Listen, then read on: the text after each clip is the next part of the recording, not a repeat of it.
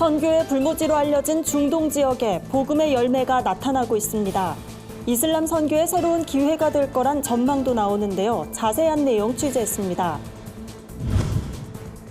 한국 헤비타트가 무주택 서민들에게 집을 지어주는 번개 건축 행사를 진행했습니다. 500여 명의 봉사자들이 참여해 구슬땀을 흘렸는데요. 현장을 취재했습니다. CCM 가수 한웅재 목사가 6년 만에 새 앨범을 선보였습니다. 9월엔 콘서트도 개최한다는 계획을 발표했습니다. 여러분 안녕하십니까? 굿TV 뉴스입니다. 이슬람 국가가 대부분인 중동 지역에 변화의 바람이 불고 있습니다. 한국 교회의 섬김을 통해 조금씩 복음의 열매가 나타나고 있는 건데요. 선교의 새로운 기회로 삼아야 한다는 목소리도 나옵니다. 차진환 기자입니다. 최근 5년 동안 약 2,500개의 이슬람 사원이 들어선 K국. 교회를 세울 수 없는 이곳에 한 선교사 부부는 가정집에서 예배를 드리고 아이들에게 피아노와 태권도를 가르칩니다. 덕분에 교회에 호의적이지 않던 주민들도 차츰 마음을 열고 있습니다. 시리아처럼 전쟁으로 가족을 잃은 아이들에게 선교사들은 부모와 친구가 돼주고 있습니다. 레바논에선 여성을 리더로 세우는 워가 훈련으로 영적 리더 양성에 힘쓰고 있습니다. 선교의 문이 나라에 따라서 여호와이로 엄청나게 지금 열리고 있거든요. 예를 들어서 뭐 듀바이나 그런 바레인 같은 데도 예를 들면은 해수욕장 같은 데를 그 여자들은 갈 수가 없었어요. 근데 얼마 지나다 보니까 하루를 정해서 여자들이 올 수 있는 날 정하더라고요. 현지 분위기가 변화의 조짐을 보이면서 선교 전략도 달라져야 한다는 목소리가 나옵니다. 선교사 파송과 교회 개척 등 전통적인 선교 방식에서 젊은 세대를 공략한 미디어 선교로 변화를 모색해야 한다는 겁니다. 중동 지역 같은 경우에는 복음 전하는 것이 원천적으로 차단되어 있기 때문에 그들에게 효과적으로 접근할 수 있는 방법이 미디어 선교입니다. 미디어 선교 아울러 또 문화, 체육 같은 부분도 함께 병행하면 좋은 효과를 거둘 수 있고 국내의 경우 이주민의 수가 갈수록 증가함에 따라 이들을 복음으로 재무장시키는 적극적인 노력이 필요하다는 목소리가 나옵니다. 이를 위해 중동 선교회는 예비 선교사 훈련 학교를 세워 지금까지 선교사와 사역자, 일반 성도 등 400여 명을 훈련시켰습니다. 현지에 파송된 100여 명의 선교사 모두 이곳을 거쳤습니다. 복음의 불모지로만 여겨지던 중동 지역, 이곳에 변화의 바람이 불고 있습니다. 한국교회가 이를 기회로 삼아 새로운 전략을 모색함으로써 선교의 열매가 더욱 풍성해지길 기대해 봅니다. 굿TV 뉴스 차진환입니다. 한국 헤비타트가 무주택 가정의 보금자리를 만들어주는 번개 건축 행사를 열었습니다. 무더운 날씨에도 500여 명의 봉사자들이 함께 구슬땀을 흘렸습니다. 한국 헤비타트는 저소득 가정의 주거 환경 개선을 돕는 비영리 기관으로 2002년부터 번개 건축 행사를 진행해 왔습니다. 번개 건축은 매년 8월 초 지미 카터 전 미국 대통령이 한국을 방문해 봉사한 지미 카터 특별 건축 사업을 기념하기 위해 시작됐습니다. 올해는 자원봉사자와 후원자 500여 명이 집짓기에 참여했으며 총 12가정의 안락한 보금자리를 선물할 예정입니다. 충남 천안에서 열린 이번 행사에는 아이스 헬멧 챌린지와 폐자재를 활용한 DIY 기념품 제작 등 다양한 프로그램도 마련됐습니다. 헤비타트는 앞으로 이러한 행사를 통해 건축 봉사가 축제로 이뤄지며 새로운 봉사 문화를 정립하는 기회로 만들고 싶다고 밝혔습니다. CCM 가수 한웅재 목사가 6년 만에 새 앨범 오늘 은혜로 관객들을 찾아왔습니다. 창작곡으로 구성된 앨범 발매와 함께 단독 콘서트 계획도 밝혀 관심을 모읍니다. 한웅재 목사는 이번 앨범에 다양한 에피소드를 담아냈습니다. 2년 전 세상을 떠난 아버지를 생각하며 써낸 아버지 기일에, 라디오를 진행하면서 느꼈던 감정을 담은 머리맡에 라디오 등 11곡이 수록됐습니다. 콘서트는 9월 6일부터 8일까지 KTNG 상상마당 대치 아트홀에서 열립니다. 기존에 잘 알려진 찬양 사랑은 여전히 사랑이어서 소원뿐 아니라 공연 당일 발매되는 신곡들의 첫 번째 라이브 공연도 만날 수 있습니다. 한웅재 목사는 거창한 의미의 은혜가 아닌 반복되는 일상 속에서 하나님이 매일 주시는 크고 작은 은혜를 노래했다고 밝혔습니다.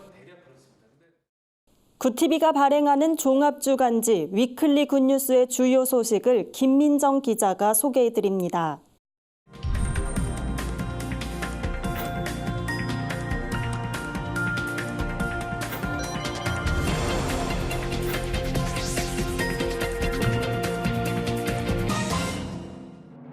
이번 주 주요 뉴스 브리핑입니다. 일본의 전례 없는 수출 규제에 일본 제품 불매 운동이 확산하고 있습니다. 특히 온라인을 중심으로 빠르게 번지고 있는데요. 관련 내용 전해드립니다. 해양 플라스틱 쓰레기는 바다 동물은 물론 사람에게도 직접적인 영향을 끼칩니다. 한국산 해양 플라스틱 쓰레기만 1,500톤에 달한다고 하는데요. 구체적인 대책 마련이 시급하다는 지적입니다. 학원 폭력이 갈수록 진화하고 있습니다. 신체 폭력을 넘어 온라인상의 지속적인 괴롭힘, 사이버 불링이 심각한 수준입니다. 죽음으로까지 번지는 사이버 폭력의 실태를 취재했습니다. 혼자서 옷을 입는 것조차 힘든 뇌병변 장애인을 위해 의류 브랜드를 만든 베터베이직 박주연 대표를 만났습니다. 일본의 경제보복 조치에 맞선 일본 제품 불매 운동이 들불처럼 번지고 있습니다. 전국 지자체는 물론 시민사회단체, 학생들까지 동참하면서 범국민적인 운동으로 확산하는 분위기입니다. 특히 학생들 사이에선 SNS를 활용한 전략적인 행보가 눈길을 끕니다. 일방적인 반일 감정이 아니라 올바른 시민의식을 강조한 캠페인으로 유튜브에 UCC를 게시하고 일본 정부에 편지를 쓰는 등 다양한 움직임을 보이고 있습니다. 일각에선 불매운동 확산이 일본에 대한 혐오로 번질 것을 우려하기도 하는데요.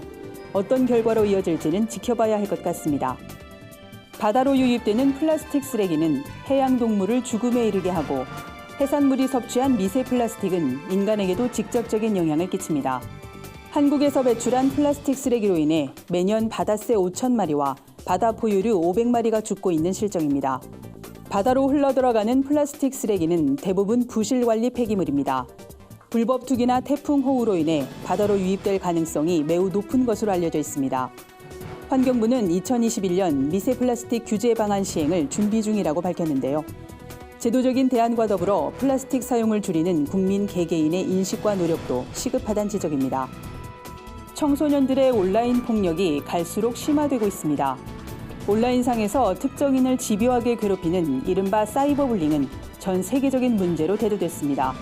국내에서도 최근 인천 계양구의 한 아파트에서 사이버 불링을 당한 여고생이 투신해 숨진 사건이 있었습니다. 사이버 폭력의 심각성은 피해자를 직접 대면하지 않기 때문에 범죄로 인지하지 못하고 주위에서 피해자를 도와주기가 쉽지 않다는 데 있습니다. 전문가들은 사이버 폭력을 사전에 감지하고 적극적으로 대처할 수 있는 시스템 구축이 필요하다고 전했습니다. 요즘 유튜버와 관련한 기사들이 연일 언론에 보도되고 있습니다. 방송 중 반려견을 던지고 때리는가 하면 실제 폭력 조직 대원이 자신의 유튜브 방송에서 출연자를 폭행해 경찰에 입건됐습니다. 구독자가 많은 스타 유튜버들은 연예인 못지않은 인기를 누리는 만큼 이들의 언행이 미치는 파장도 큽니다. 유튜브 열풍의 씁쓸한 이면이라고 치부할 수 없는 이유이기도 합니다. 도를 넘지 않는 규제가 필요해 보입니다. 지금까지 위클리 뉴스 브리핑이었습니다. 오늘의 사회 이슈를 최로희 기자가 종합해드립니다. 오늘의 이슈 포커스입니다. 미국 중앙은행인 연방준비제도가 2008년 금융위기 이후 10년 7개월 만에 기준금리를 기존보다 0.25%포인트 내렸습니다. 연준은 또 9월 말로 예정됐던 보유자산 축소 종료 시점을 2개월 앞당겨 시중의 달러 유동성을 회수하는 양적 긴축 정책도 조기 종료키로 했습니다. 미국이 금리를 내리고 시장에 유동성을 공급하면 우리나라는 원달러 환율이 올라 대미 수출 가격 경쟁력이 낮아지게 됩니다. 하지만 한국의 성장세 둔화와 일본 수출 규제 등 대내외적 불확실성이 원화 약세를 유도할 수 있어 금리 인하에 따른 영향은 지켜봐야 할 것으로 보입니다. 북한군 한 명이 군사분계선을 넘어 우리 측에 귀순 의사를 표명했습니다. 합동참모본부는 중부전선 군사분계선 이남에서 북한군 한 명의 신병을 확보했고 우리 측에 귀순 의사를 밝혔다고 말했습니다. 북한군이 MDL을 넘어 남쪽으로 넘어온 것은 지난해 12월 이후 8개월 만입니다. 합참은 우리 군이 열상 감시 장비로 중부전선 MDL 이남 임진강상에서 남쪽으로 이동하는 미상 열점을 추적하다 사람임을 확인하고 절차에 따라 안전하게 신병을 확보했다고 밝혔습니다. 대학 시간 강사 처우 개선을 골자로 하는 고등교육법 개정안, 이른바 강사법이 시행된 가운데 대학 68%는 아직 강사 공개 채용조차 끝내지 못한 것으로 나타났습니다. 채용이 늦어지면서 학생들은 수강 신청을 앞두고도 강사나 강의 계획안을 확인할 수 없는 상황입니다.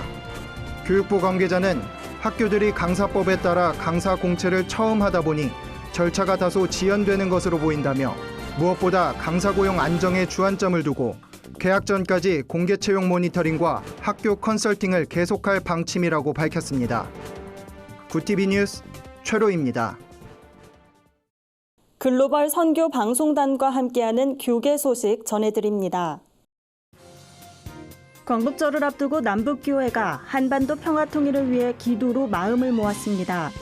한국기독교교회협의회와 조선그리스도교연맹이 2019 한반도 평화통일 공동기도주의를 맞아 남북공동기도문을 채택했습니다.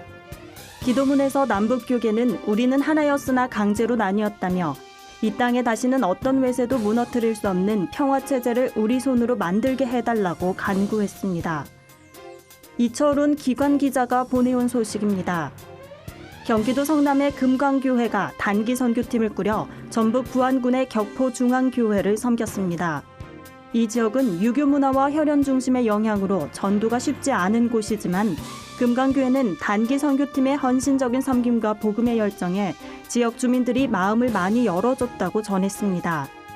한 주민은 교회가 나눔에 앞장서 주니 감사하다며 앞으로 교회에 다닐 수 있도록 노력하겠다고 말했습니다. 부영그룹이 경남 창원에 소재한 기독교대학 창신대학교를 인수했습니다. 창신대학교는 강병도 장로가 설립한 경남 유일의 기독교 대학입니다. 이와 관련해 8월 1일엔 이사장과 총장 이취임식이 진행됐습니다. 신임 이사장에는 신희범 대한노인회 경남연합회 회장이, 신임 총장엔 이성희 전 경주대 총장이 각각 취임했습니다.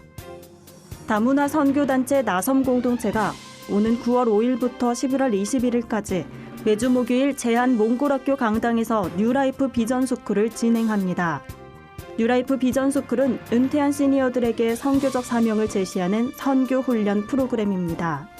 나섬공동체 관계자는 시니어 성도들이 행복한 전도자의 삶을 살아가도록 안내하는 프로그램이라며 많은 관심을 당부했습니다. 이상으로 뉴스를 마칩니다. 구티비 뉴스는 인터넷 신문 데일리 굿뉴스를 통해서도 보실 수 있습니다. 시청해주신 여러분 고맙습니다.